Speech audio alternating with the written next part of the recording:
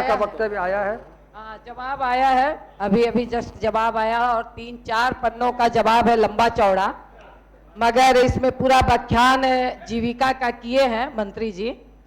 तो मैं जीविका का व्याख्यान मैं भी जानती हूँ, क्योंकि जीविका से एक स्तर पर सुधार हुआ है, ये मैं भी स्वीकारती हूँ, कुछ महिला सशक्तिकरण का हुआ है, मगर इसके आड़ में महोदय जितनी बड़ी अनियमितता चल रही है, इस पर हमारा सवाल था।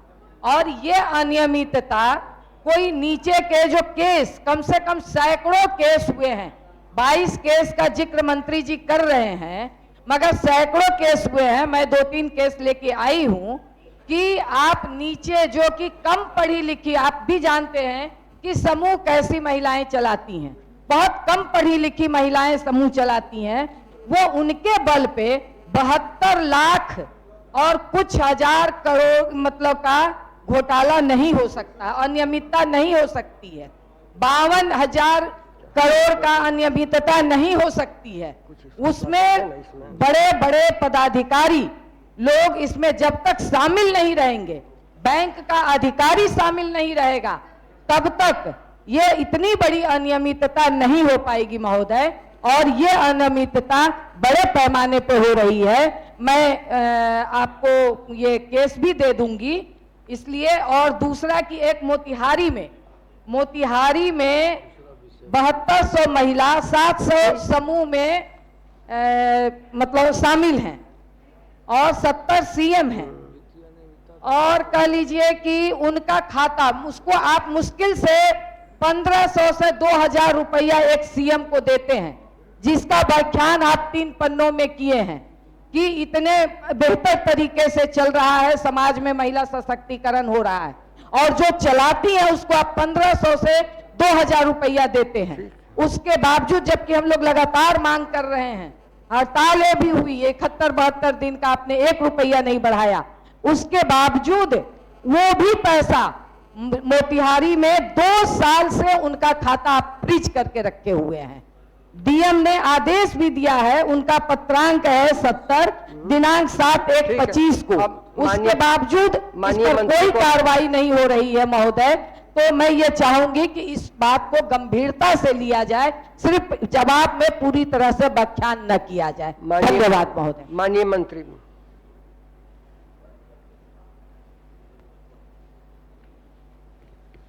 महोदय, माननीय सदस्य का जो प्रश्न है महोदय, ध्यानाकर्षण है, बहुत व्यापक है महोदय, और उसकी व्यापकता को देखते हुए हमने जवाब भी दिया है।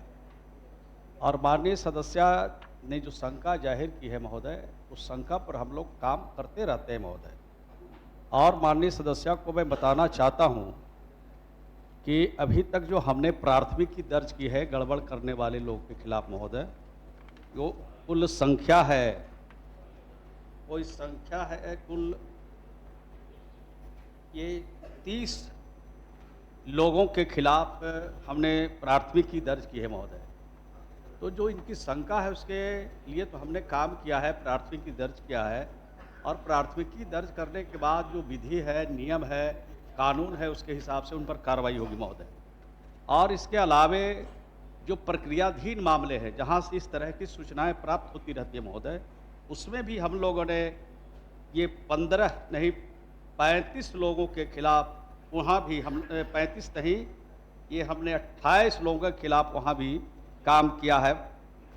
प्रक्रिया चल रही है और जांच की प्रक्रिया पूरी होगी तो उनके लिए भी विधि सम्मत कार्रवाई करेंगे महोदय। तीसरी बात जो हम अपने इसके माध्यम से जो कर रहे हैं महोदय, वो यह है